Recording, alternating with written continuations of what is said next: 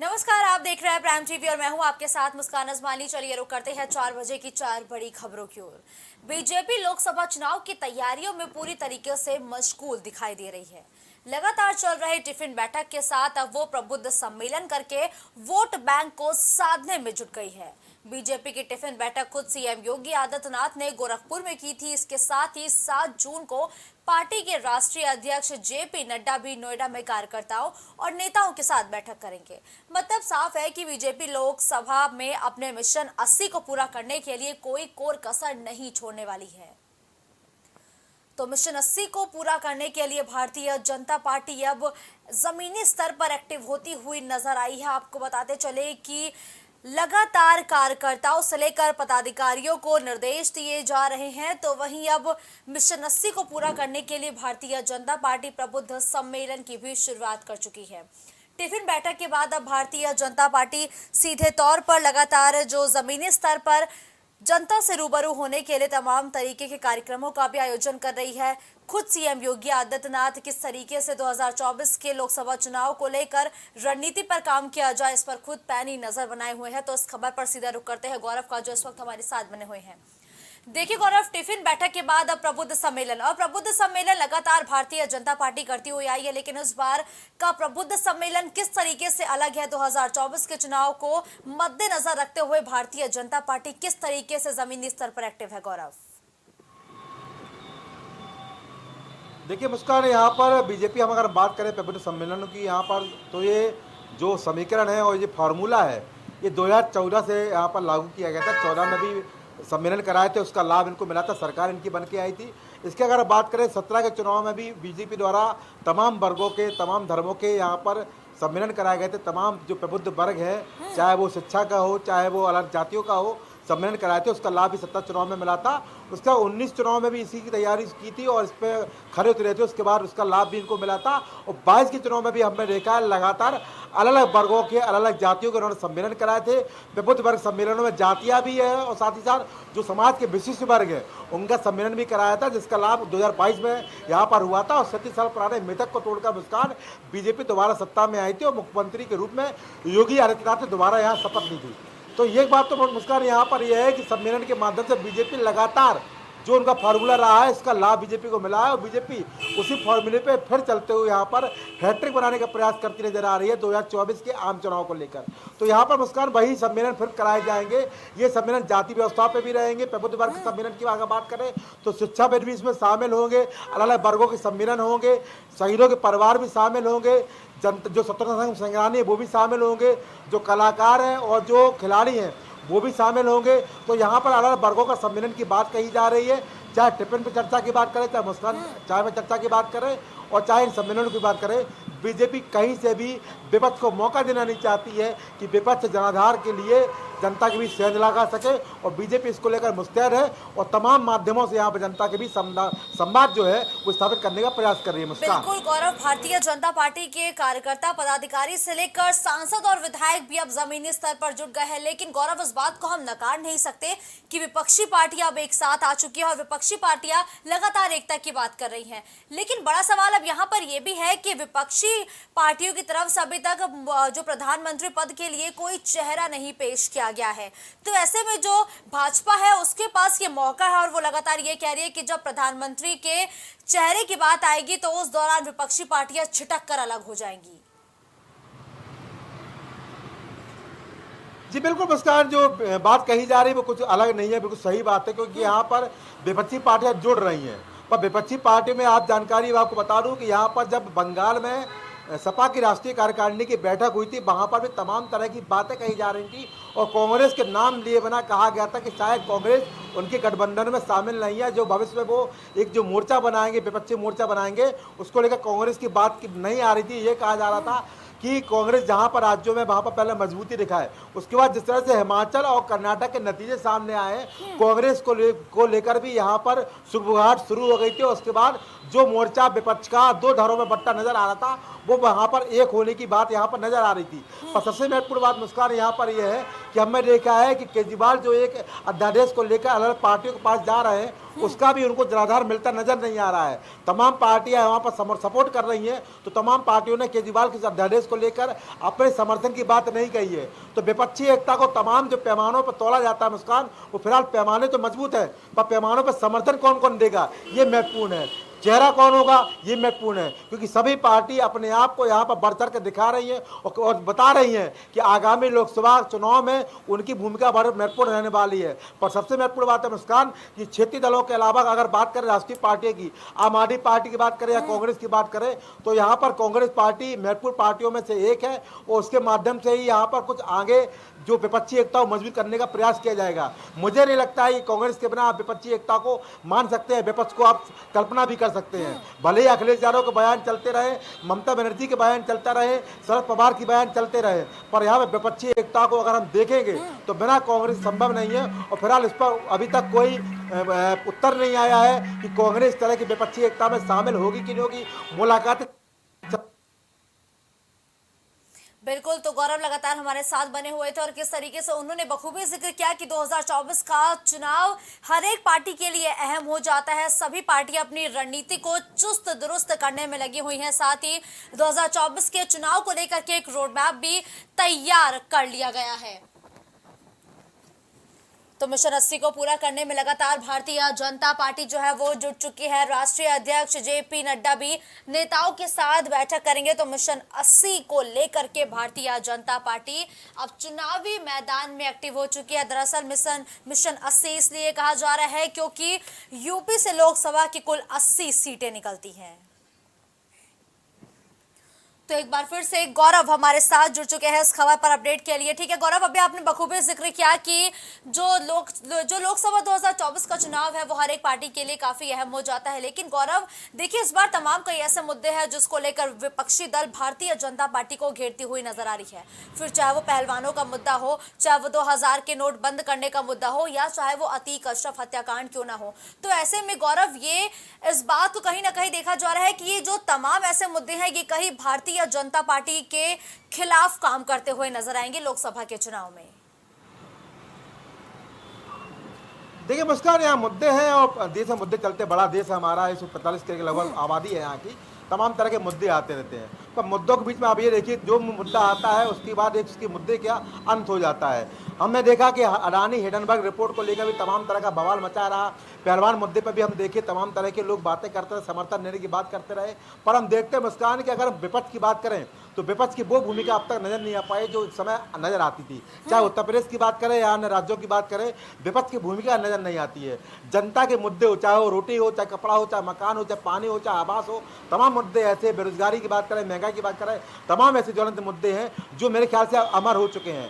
पर उसके बावजूद अब तक स्थिति ये कही जा रही है कि हम बात कर रहे हैं, पर बात के बावजूद अब तक जनता के लिए संघर्ष करता कोई नजर नहीं आ रहा है। और मुस्कान, सबसे अहम बात है, जब तक आप संघर्ष नहीं करेंगे, जब तक जनता के बीच जनाधार नहीं बढ़ाएंगे, तब तक आप विपक्षी एकता की बात तो करेंगे, पर शायद सत्ता की सबसे ऊंची कुर्सी पहुंच पाना इतना आसान आपके लिए नहीं होगा। लेकिन देखिए गौरव, अब तो लगातार जो विपक्षी दल है वो जनता के बीच जा रहे हैं, चाहे वो बसपा सुप्रीमो मायावती की पार्टी हो या सपा सुप्रीमो अखिलेश यादव भी क्यों ना हो, दोनों ने ही अब खुद ही मोर्चा तैयार किया है, साथ ही रोड मैप भी खुद ही तैयार किया है। तो ऐसे में लेकिन विपक्षी पार्टी आखिर चूक कहाँ रही है, जो जनता का जनाधार नहीं मिल पा रहा है, जो जनता के बीच वो विश्वास पैदा नहीं कर पा रहे हैं? गौरव, अच्छा सवाल मुस्कान है। सबसे महत्वपूर्ण बात है, हम देखते थे जब कोई मुद्दा होता था, जब 2014 में बीजेपी सरकार नहीं थी, कांग्रेस सरकार थी, तब मैं देखा है कि बीजेपी मंत्री जो पदाधिकारी रही है, नेता रही है, स्मृति ईरानी अब तो वर्तमान में मंत्री है, वो लगातार आपने देखा है कि वो सिलेंडर लेके आलू की माला पहन के रोड पर संघर्ष करती थी। वही संघर्ष को देखते हुए यहाँ पर जनता ने बीजेपी को 2014 में जनाधार दिया था। तो जो जनता के मुद्दे हैं, अगर उसके लिए आप सड़क पर नहीं आएंगे, संघर्ष नहीं करेंगे, केवल राजनीति करेंगे, केवल ट्वीट की, तो यहाँ जनता का जनाधार मिलना इतना आसान नहीं है। जनता का जनाधार हमने देखा है मुस्कान की, पहले पार्टियां लड़ती थी, बैरिकेडिंग तोड़ती थी, जेल भरती थी, तमाम तरह के बड़े आंदोलन हमारे देश में होते थे, इतने बड़े बड़े आंदोलन होते थे कि सरकारें पलट जाती थी। पर फिलहाल ना ऐसे आंदोलन नजर आते हैं, ना जमीन पर संघर्ष नजर आता है, केवल आते हैं बयान, आरोप के प्रत्यारोप के, गंदी मानसिकता के गैर मर्यादित बयान आते हैं, चर्चाएं होती हैं और ट्वीट की फिलहाल राजनीति होती है मुस्कान। ठीक है गौरव, लेकिन बयानबाजी का दौर तो हमने देखा है कि अमूमन चुनाव से पहले अक्सर देखने को मिलता है, लेकिन कहीं ना कहीं विपक्षी पार्टियों को लगता है कि जो संस्थाएं हैं, चाहे वो सीबीआई हो चाहे वो ईडी हो, वो सरकार के लिए काम कर रही है। तो ऐसे में विपक्षी पार्टियां कहीं ना कहीं ये सभी माइंडसेट दिमाग में लेती हैं और जो बयानबाजी है वो तो देती है, लेकिन अंदर ही अंदर वो डरती भी रहती है कहीं ऐसा ना हो सीबीआई का छापा पड़ जाए, ईडी का छापा पड़ जाए। नमस्कार। अब डरेगा भाई जिसने कुछ किया होगा, जो नहीं किया होगा वो कभी नहीं डरेगा। बिल्कुल सही। और ऐसी कार्रवाई पहली बार नहीं हो रही, इस तरह की पहले भी कार्रवाई चलती रहती है। बड़े बड़े नाम यहाँ पर हैं जो जेल भी गए हैं। चारा घोटाले की बात करें तो आपको पता है लालू प्रसाद यादव भी महीनों वहाँ पर सालों निरुद्ध रहे हैं। तो ये पहला मामला नहीं है, तमाम तरह की सरकारें होती, तमाम तरह के बड़े नाम हैं जो जो व्यवस्था के न्याय व्यवस्था के तहत जेल में भी जाते हैं और संघर्ष भी करते हैं। तो निश्चित रूप से मुस्कान, यहाँ पर जो केंद्रीय एजेंसियाँ हैं उनके यहाँ पर दुरुपयोग को लेकर तमाम तरह के आरोप यहाँ पर बीजेपी पर लगते रहते हैं, केंद्र सरकार पर लगते रहते हैं। पर अगर आरोपों में सत्यता होती तभी आपको परेशान होने की जरूरत है। अगर आरोप यहाँ पर निराधार है तो आपको कोई दिक्कत नहीं है। चाहे यहाँ पर आम आदमी पार्टी की बात करें, चाहे सपा की बात करें, चाहे कांग्रेस की बात करते हैं, लगातार इस मुद्दे को लेकर हम देख रहे हैं कि बयानबाजी आती रहती है कि केंद्र सरकार यहाँ पर सरकारी एजेंसी को दुरुपयोग करती है। पर इसके लिए अभी हमने देखा है मुस्कान कि जन आंदोलन कोई नहीं करना चाहता है। अगर वास्तव में इस तरह का दुरुपयोग बीजेपी की केंद्र सरकार द्वारा किया जा रहा है तो उसके लिए सड़कों पर उतरी जनता वो जनाधार भी देखेगी, जनता वो संघर्ष भी देखेगी और शायद जनता अपना यहाँ मन भी बदलेगी। बिल्कुल जाहिर सी बात है गौरव कि अगर विपक्षी दल एक साथ आकर के मुद्दों पर सवाल उठाएंगे या मुद्दों के खिलाफ प्रदर्शन करेंगे तो जाहिर सी बात है जनता का साथ उन्हें भरपूर मिलेगा। धन्यवाद इस खबर पर हमारे साथ जुड़ते हुए, दर्शकों तक तमाम अपडेट पहुंचाने के लिए गौरव।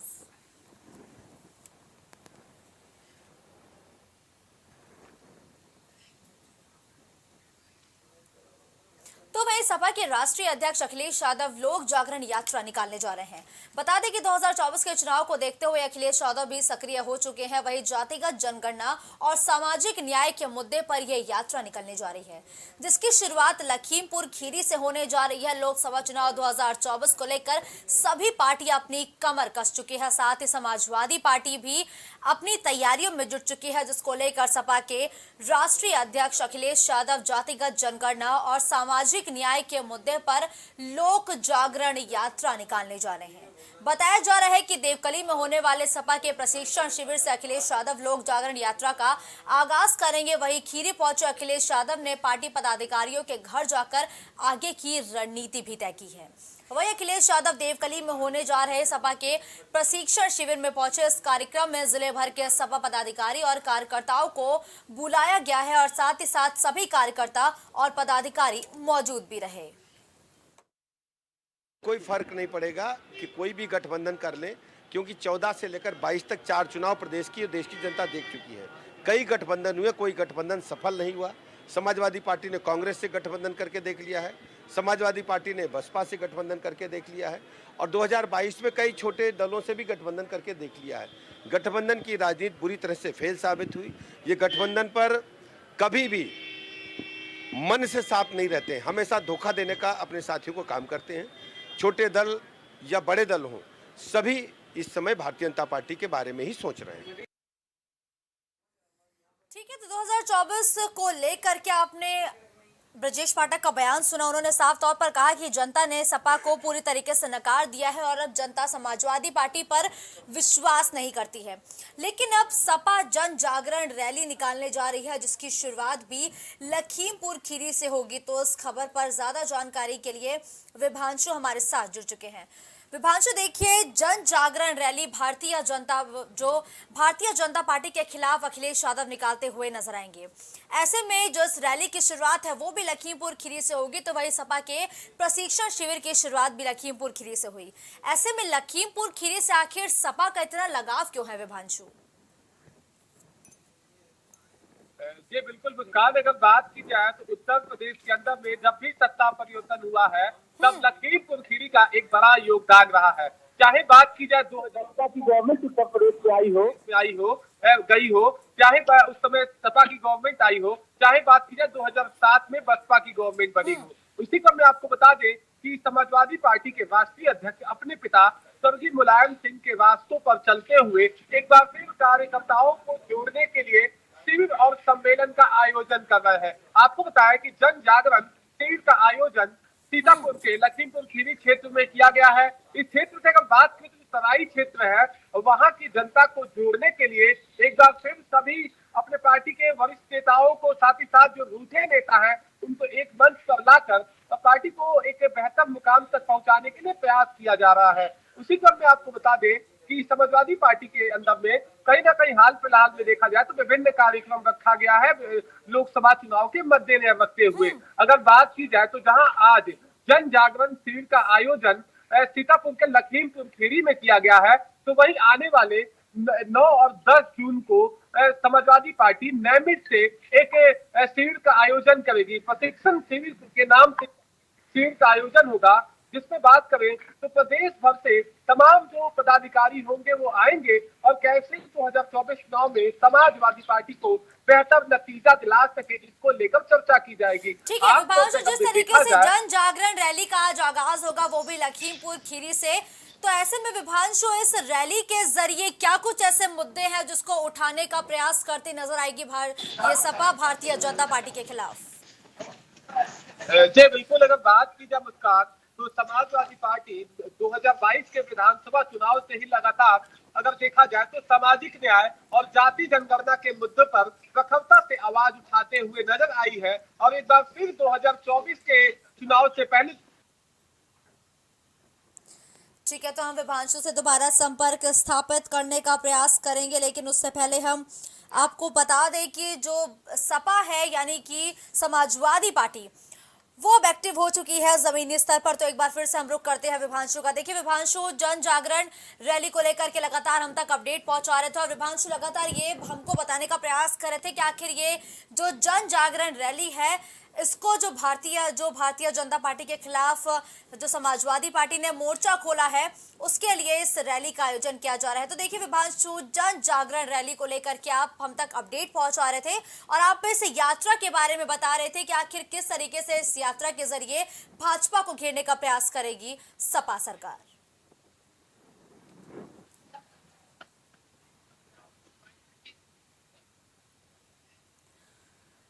तो विभांशु से हमारा संपर्क स्थापित नहीं हो पा रहा है। तो जन जागरण रैली के जरिए समाजवादी पार्टी भारतीय जनता पार्टी के खिलाफ मोर्चा खोलते हुए नजर आएगी।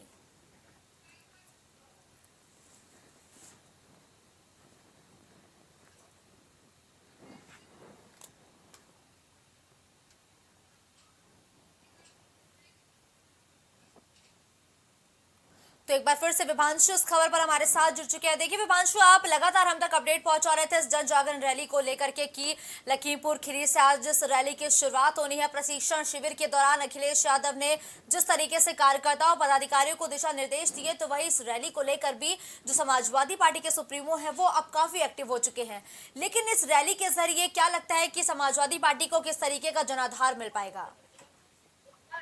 जी बिल्कुल, अगर मुस्कान बात की जाए तो भारतीय जनता पार्टी की तरफ से महा जनसंपर्क अभियान चलाया जा रहा है, वही टिफिन पर चर्चा की जा रही है। उसकी काट समाजवादी पार्टी अपने पुराने सिविल के माध्यम से कहीं ना कहीं ढूंढने का प्रयास कर रही है। अगर बात की जाए तो 2024 चुनाव से पहले जहां सभी राजनीतिक दल अपने नए नए कार्यक्रमों का आयोजन कर रही है, तो सपा अपने पुराने फैसले को अपनाकर एक बार फिर अपने लोकसभा में खोए हुए जनाधार को पाने के लिए पुरजोर मेहनत कर रही है। अगर बात की जाए तो सपा के राष्ट्रीय अध्यक्ष अखिलेश यादव आज जहां लखीमपुर के अंदर में कहीं ना कहीं इस बात पर बोलते हुए नजर आए और सरकार पर बड़ा निशाना साधते हुए उन्होंने कटाक्ष करते हुए कहा कि ट्रिपल इंजन की सरकार उड़ीसा में ध्वस्त हो गई, ठीक ऐसे ही देश में भी ध्वस्त होगी। तो अब देखने वाली बात ये होगी कि क्या 2024 के लोकसभा चुनाव में जो समाजवादी पार्टी के राष्ट्रीय अध्यक्ष और तमाम नेता उनका दावा है कि हम प्रदेश की 80 सीटों वाली लोकसभा सीट में से 50 सीट अपने पाले में करेंगे। इन तमाम कहीं ना कहीं सिविल और जन जागरण रैलियों से कहीं ना कहीं ये अपने पक्ष में कर सकते हैं। मगर देखने वाली बात ये होगी मुस्कान कि क्या समाजवादी पार्टी के जो तमाम रूठे नेता हैं, जिन्हें आमतौर पर तमाम नेताओं के द्वारा एक मंच पर आने की बात कही जा रही है, ये क्या एक होते हैं और किस तरह से पार्टी को मजबूत करते हैं, ये आने वाले समय में ये तो आने वाला समय बताएगा। क्योंकि 2024 के लिए जो मैदान है वो तैयार हो चुका है, जिसमें लगातार हर एक पार्टी अपने बीज भी डाल रही है ताकि जो उनका पौधा है वो सबसे बड़ा हो, यानी कि जो नतीजे हैं वो पूरी तरीके से उनके पक्ष में आए। धन्यवाद इस खबर पर हमारे साथ जुड़ने के लिए विभांशु।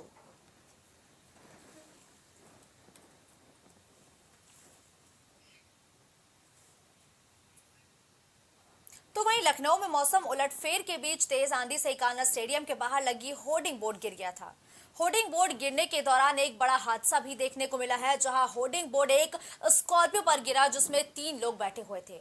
इस होर्डिंग के नीचे 3 लोग दब गए, वहीं 2 लोगों की मौत हो गई है। आपको बताते चले कि जिस दौरान यह हादसा हुआ उस वक्त लोग इकाना स्टेडियम के बाहर मौसम का लुत्फ उठा रहे थे, लेकिन जैसे ही ये हादसा हुआ लोगों में अफरा तफरी मच गई। वहीं इस मामले में घायल सरताज के भाई ने केस दर्ज करा दिया है। वही घायल के भाई की तहरीर पर सुशांत गोल्ड सिटी थाना में एफआईआर तक दर्ज कर ली गई है। तो लखनऊ में बीते दिनों तेज आंधी आई थी, जिसकी लगातार हमने तस्वीरें भी देखी थी कि किस तरीके से जो इस आंधी के दौरान एक होर्डिंग जो है वो एक स्कॉर्पियो पर गिर जाती है, जिसमें 3 लोग सवार होते हैं, लेकिन 2 लोगों की मौत हो जाती है। तो इस हादसे में मां बेटी की मौत हो जाती है, लेकिन ड्राइवर का इलाज जो है वो लगातार जारी है। लेकिन इसी दौरान जो ड्राइवर के भाई है उसने एक केस भी दर्ज करा दिया है। तो इस खबर पर हमारे सहयोगी मोहम्मद कलीम जुड़ चुके हैं। देखिए कलीम, जिस तरीके से बीते दिनों लखनऊ में तेज आंधी के बाद एक जो होर्डिंग है वो गिर जाता है, इसमें 2 लोगों की मौत हो जाती है, लेकिन फिलहाल ड्राइवर सकुशल बच जाता है। तो इस मामले को लेकर अभी तक क्या कुछ कार्रवाई की गई है? देखिए, जिस तरीके से इकाना स्टेडियम के बाहर जो एक हादसा हुआ था, उस हादसे में स्कॉर्पियो दबी थी, उसमें 2 लोगों की मौत हुई है। वो दोनों की पहचान मां बेटी के रूप में हुई है, लेकिन जो चालक है उसकी अभी हालत गंभीर बताई जा रही है। लेकिन इस मामले में जिस तरीके से गैर इरादतन हत्या की धाराओं में मुकदमा दर्ज किया गया है, यानी कि 304 की धाराओं में जो मुकदमा दर्ज हुआ है उसमें अभी तक किसी तरह का कोई एक्शन नहीं लिया गया है। लेकिन इसमें बड़ी बात यह है मुस्कान जी कि जिस तरीके से जो अवैध होर्डिंगें हैं या फिर जो जर्जर हालत में होर्डिंगें हैं, उनको लेकर मंडलायुक्त रोशन जैकब के द्वारा कुछ दिन पहले ही एक लेटर जारी किया गया था, जिसमें कहा गया था कि इस तरह की होर्डिंगों की या तो मरम्मत कराई जाए या फिर उन्हें हटाया जाए। इन मामलों को लेकर के सभी विभागों को लेटर लिखा गया था। फिर चाहे बात की जाए एलडीए की, एलडीए हो, पीडब्ल्यूडी हो या फिर जो अन्य विभाग हैं, उन सभी विभागों को लेटर लिया गया था, लेकिन उसका संज्ञान नहीं लिया गया था। लेकिन जिस तरीके से ये हादसा हुआ, इस हादसे की तस्वीर काफ़ी दर्दनाक थी, क्योंकि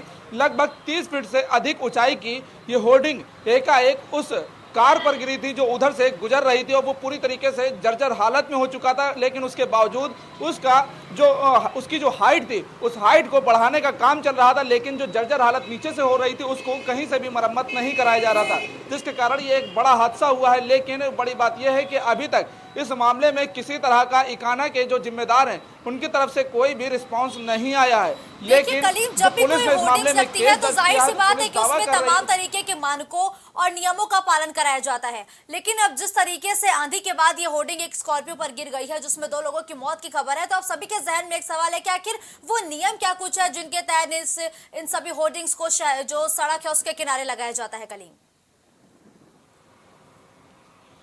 देखिए, जिस तरीके से होर्डिंगें जो लगाई जाती हैं उसमें परमिशन लेना होता है। चाहे अगर हम सड़क पे लगा रहे हैं तो जाहिर सी बात है पीडब्ल्यूडी से परमिशन लेंगे, नगर निगम से परमिशन लेंगे, या फिर एलडीए की जो जगह है अगर उस जगह पर लगा रहे हैं तो उनसे भी परमिशन लेनी पड़ेगी। लेकिन बिना परमिशन के जो है अवैध रूप से कई होर्डिंगें लगी हुई हैं और बड़ी बड़ी होर्डिंगें लगी हैं। और जो होर्डिंग है, अभी आपको याद होगा, अगर हम कुछ साल पहले की जाएंगे, 2 साल पहले की बात है, जिस तरीके से हाईकोर्ट ने भी इस मामले में सख्त रवैया अपनाया था, क्योंकि उसने भी अवैध होर्डिंगों को लेकर के एक अभियान चलाकर उन पर कार्रवाई करने की बात कही थी। क्योंकि बीच में जिस तरीके से होर्डिंग गिरी थी आंधियों से, लेकिन गनीमत रही थी कि किसी तरह का हादसा नहीं हुआ था। इस बात को लेकर के हाईकोर्ट सख्त हुआ था। उसके बाद अभियान भी चला था, लेकिन यह अभियान केवल कागजों पर चला था, जमीनी स्तर पर किसी तरह का कोई अभियान नहीं देखा गया था। लेकिन अब जो नियम की बात कर रही है मुस्कान जी, उस नियम के आधार पर किसी तरह का कोई भी चीज ऐसे देखने को नहीं मिलता है, क्योंकि अगर नियम के तौर पे अगर बात की जाए तो किसी तरह का हादसा ही नहीं होगा।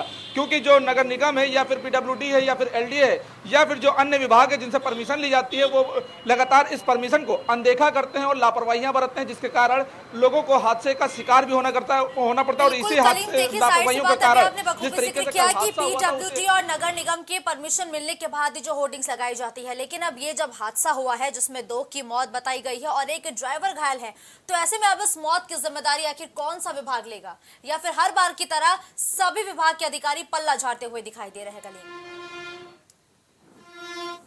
देखिए मुस्कान जी, इस मामले में अगर सही तौर पे देखा है तो सबसे बड़ी जिम्मेदारी एलडीए की बनती है, क्योंकि जिस तरीके से टिकाना स्टेडियम है वो लखनऊ विकास प्राधिकरण के अधीन आता है और जितनी भी वहाँ की व्यवस्था देखी जाती है वो लखनऊ विकास प्राधिकरण के द्वारा देखी जाती है, क्योंकि सबसे बड़ी पहली और जिम्मेदारी लखनऊ विकास प्राधिकरण की बनती है। वजह यह है क्योंकि टिकाना स्टेडियम के अंदर जिस तरीके से जर्जर हालत में 30 फीट से अधिक ऊंची होर्डिंग लगी हुई थी और इस होर्डिंग को लेकर के जिस तरह से मंडलायुक्त के द्वारा लेटर जारी किया गया था, लेकिन उस लेटर का संज्ञान नहीं लिया गया और ये हादसा हो गया। लेकिन हादसा होने के बाद विभाग ने अपना हाथ खड़ा कर लिया, क्योंकि उसके द्वारा साफ कह दिया गया कि उन्होंने इस मामले को लेकर चेताया था, लेकिन किसी तरह का कोई एक्शन नहीं लिया गया। अब बड़ी बात यह होती है कि आखिर जिस तरीके से लखनऊ विकास प्राधिकरण के उपाध्यक्ष डॉक्टर इंद्रमणि त्रिपाठी की बात करें तो वो जो अभियान चलाने की बात करते हैं, लेकिन उस अभियान के तहत ये पूरा फेलियर नजर आ रहा है, क्योंकि इकाना के बाहर 2 लोगों ने अपनी दर्दनाक हादसे में अपनी जान गंवा दी है। लेकिन इस मामले के तौर पर जिस तरीके से मुकदमा तो दर्ज कर लिया गया, लेकिन इसमें कहीं ना कहीं जो कार्रवाई और जांच की बात की जाए तो जाहिर सी बात है एलडीए को भी इसमें शामिल करना चाहिए और एलडीए की भी जांच करानी चाहिए, क्योंकि जब भी हादसा होता है तो उस हादसे के बाद लखनऊ विकास प्राधिकरण सीधा अपना हाथ हटा लेता है, क्योंकि या तो उसको वो अवैध बता देता है या फिर साफ कह देता है कि उसके द्वारा कार्रवाई की जा रही है। खबर वो भी एक होर्डिंग के गिरने से, ये बिल्कुल भी आम बात नहीं है, तो जाहिर सी बात है इसमें पीडब्ल्यूडी विभाग पर भी कार्रवाई की जानी चाहिए, उनके खिलाफ भी लगातार जांच होनी चाहिए। धन्यवाद इस खबर पर हमारे साथ जुड़ने के लिए। कलीम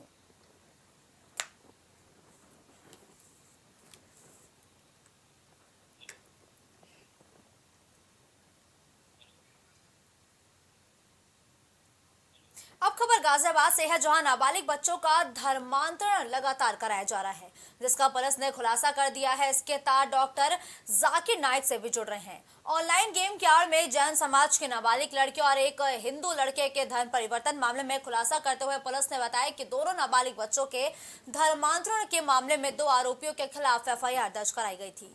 इसकी जांच के बाद एक मौलवी को गिरफ्तार किया गया है। वह इस पूरे मामले को लेकर केंद्रीय राज्य मंत्री वीके सिंह सेसवाल से जब पूछा गया तो उन्होंने उल्टा जवाब देते हुए एक मीडिया से कहा कि आप अभियान चलाओ, सरकार हर जगह घुसती है क्या। साथ ही ओडिशा के बालासोर रेल हादसे को लेकर उन्होंने इसके कई कारण है, जांच करने के बाद ही पता चलेगा और जांच के बाद ही सारी बातें सामने आएंगी। बता दें कि केंद्र सरकार के 9 साल के कार्यकाल को लेकर वीके सिंह ने सभी जनप्रतिनिधि के साथ प्रेस वार्ता की और सरकार की उपलब्धियों को गिनाया है। तो आपको खबर ये गाजियाबाद से बता दें, जहां धर्मांतरण के मामले को लेकर अब पुलिस ने बड़ा खुलासा किया है। ये ना उसको गाड़ी अभी उसको उसका उद्घाटन नहीं हुआ, लोकार्पण नहीं हुआ उसका। धर्मांतरण को लेकर क्या कहना चाहेंगे? चार लोगों का धर्मांतरण किया गया, जिनमें 2 गाजियाबाद के नाबालिग छात्र हैं। क्या चीज?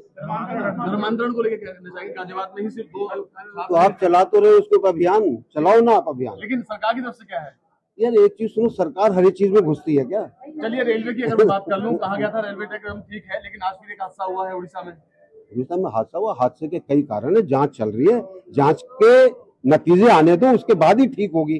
अभी से हम कहने लगे कि जी हो गया, हादसा हो गया, हम क्या करें। कहा यह गया था कि ट्रैक सुचारू हो गया है, आज ट्रेन दोबारा चलने लगी थी, लेकिन आज एक बार फिर हादसा हुआ है उसी ट्रैक पर। ठीक है, पूरी तरह से नहीं ठीक हुआ होगा।